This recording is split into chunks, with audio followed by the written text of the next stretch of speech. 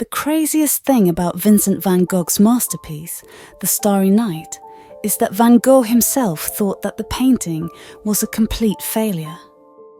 He thought that the stars were way too big and that his experiments with distorted shapes were a setback.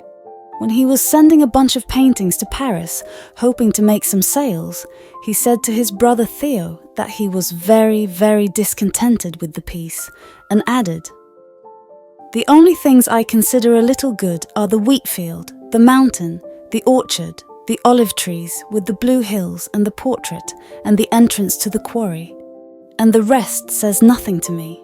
Surprisingly, The Starry Night was among the rest. He was too poor to pay the postage stamps for all the paintings, so he kept back and didn't send 3 of them, including The Starry Night. Today, this quote failure is the 3rd most visited painting in the world, after Da Vinci's Mona Lisa and Michelangelo's Sistine Chapel. If Van Gogh felt that The Starry Night was a failure, then we can say that it was without a doubt his best failure. So why did The Starry Night become one of the most valuable paintings in the world? And why did he paint the night sky in this strange, hallucinated way? Mere mortals like us usually see the night sky as a myriad of bright dots lost in the vast and dark sky. This is the normal way to see it. But Van Gogh created something totally alien. A spiraling, vibrating sky with huge stars and an undulating, snake-like fog. Van Gogh was obsessed with the idea of painting the night sky since at least the summer of 1888. He then wrote with great excitement to his friend, the French painter Émile Bernard, and told him, "But when will I do the starry sky then, the painting that's always on my mind?" Alas, alas, the most beautiful paintings are those one dreams of while smoking a pipe in one's bed, but which one doesn't make. Vincent van Gogh was considered a post-impressionist.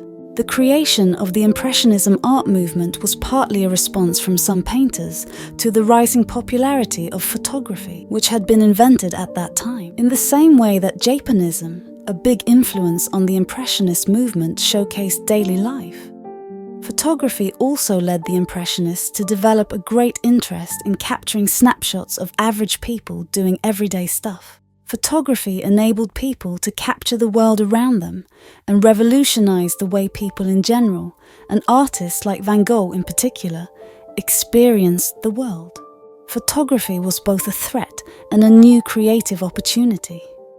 In 1839, French artist and photographer Louis Daguerre revealed the secret process he used to record an image onto a silvered sheet of copper, which was the first workable and permanent method to achieve this. This first device was then known as the daguerreotype. It contributed to the invention of the photograph, which ultimately became one of the most important inventions of all time. In 1849, photographers were capturing the images of tens of thousands of Parisians each year. Interestingly, much like how we use Photoshop today, customers actively requested retouching on their photographs to hide perceived flaws or to introduce vibrant colors. Inspired by photography, painters race with new, innovative techniques. Instead of trying to compete with the photograph in capturing reality, the Impressionists, like French painter Monet, started to represent what they saw and felt in a new, imaginative way. They started to focus more on light, color, and movement in a way that photography could never match. Initially, these Impressionist artworks were criticized as unrealistic, unfinished, or worse. But over time, they became widely acclaimed.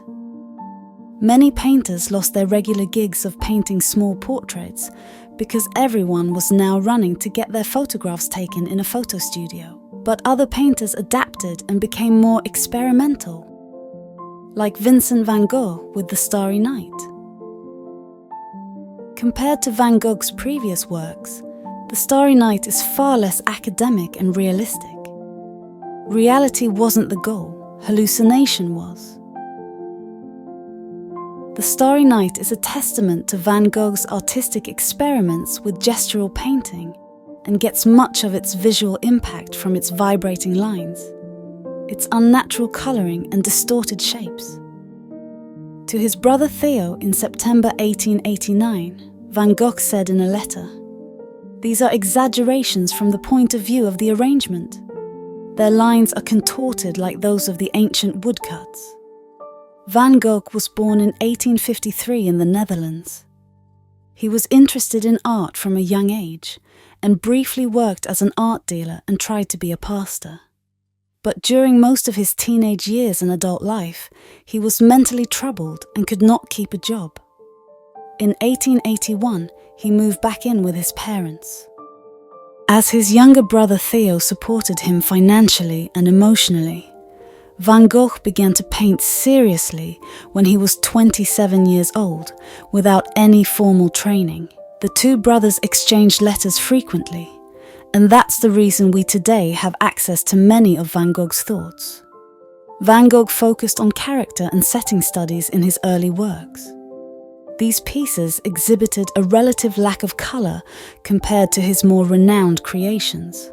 This style was in line with the norms of his era, capturing scenes in the most realistic way possible. Like some kind of Egyptian scribe, Van Gogh went to Paris in 1886, following his brother Theo, then to Arles, also in France, in 1888. In France, Van Gogh discovered impressionists and non-traditional painters like Paul Gauguin. Over time, he transitioned from the somewhat dark Dutch painting style to adopting a brighter palette and embracing a more subjective and imaginative approach. On December 23, 1888, still suffering from mental health issues, Van Gogh cut his own ear after a mental breakdown. He spent several months in hospital before deciding by himself to go to the Saint-Remy psychiatric institution in France in May 1889. There, his productivity skyrocketed. He literally painted like a madman, every day, every waking hour. Saint-Remy was a rather enlightened asylum. At Saint-Remy, patients were surrounded with nature. Van Gogh spent the next year on a tight schedule and produced 150 paintings. It was the view from Van Gogh's room which inspired many of his landscape paintings. The view from his room also inspired the Starry Night, which Van Gogh completed on June 23, 1889. Van Gogh made the painting in a studio room, which was different from his regular bedroom view. He painted during daytime, which means that he created the Starry Night drawing both from his memory and from his imagination. The painting depicts a starry sky vibrating and inhabited by big bright celestial bodies swirling with unbounded life. Van Gogh painted the Starry Night using oil paint on a canvas stretched with the help of brushes made of hog bristles and palette knives. Oil paint was a popular medium for artists of the time because it allowed for rich colours, blending and layering. He loaded his brushes and knives with paint, applying it in broad brushstrokes, a technique known as impasto. The canvas that Van Gogh used for the Starry Night measures approximately 73 centimeters by 92 centimeters or 29 inches by 36 inches. It wasn't the first time Van Gogh had painted a starry night sky.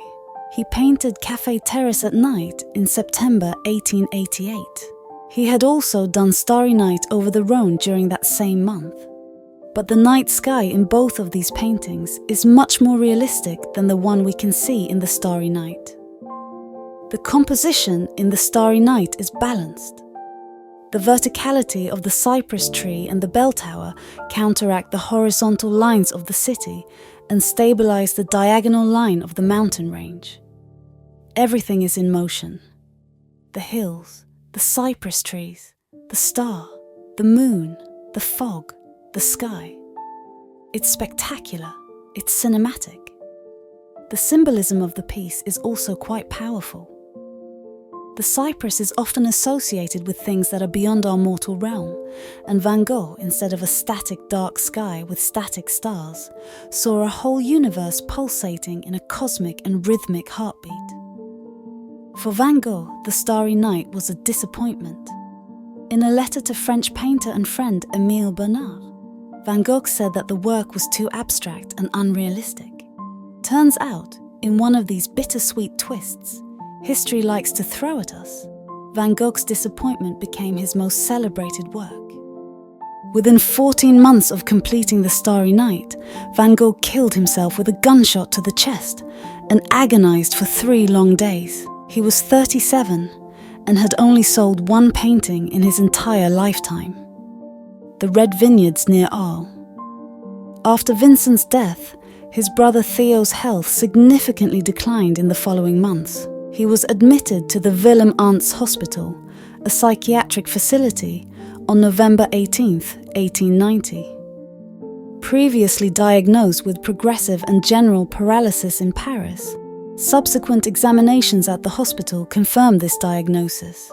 By the 1st of December, his medical records indicated all the symptoms of dementia paralytica, a brain disease caused by syphilis. Theo passed away on January 25, 1891, with the cause of death attributed to dementia paralytica, stemming from factors such as heredity, chronic disease, overwork, and sadness. In 1914, at the wish of his widow, Jo van Gogh, Theo's remains were exhumed from his Utrecht resting place in the Netherlands and reburied alongside his brother in Auvers-sur-Oise in France. This act ensured that visitors to the grave of the renowned artist would be reminded of Theo's profound connection to his older brother throughout their lives. Jo, who became the inheritor of Vincent's paintings, sold the Starry Night to French poet Julien Leclerc in 1900, who then sold it to Emile Schuffenecker, one of the first collectors of Van Gogh's paintings, in the same year. In 1901, Jo bought the Starry Night back from Schuffenecker, and after 5 years, she sold the painting again, but this time to the Oldenziel Gallery in the Netherlands in 1906. For 32 years, the painting was owned by an art collector named Georgette van Stolk, who eventually sold the painting to famous art dealer Paul Rosenberg in 1938. The painting was moved from Paris to New York and began to be displayed at the Museum of Modern Art in 1941, where it has been displayed since. Today, the Starry Night is worth hundreds of millions of dollars financially, but its cultural impact looms even larger. Immersive Starry Night exhibitions are held across the world, drawing thousands of dazzled visitors. Mathematicians make videos about it, and singers make hit songs from it. In 1971, American singer, songwriter, and guitarist Don McLean wrote the lyrics of a song after reading a book about the life of Van Gogh. The song was called Vincent and was written as a tribute to Vincent van Gogh. Its opening refrain, "Starry, Starry Night," is a reference to Van Gogh's Starry Night. About the genesis of the song, McLean said, "In the autumn of 1970, I had a job singing in the school system, playing my guitar in classrooms.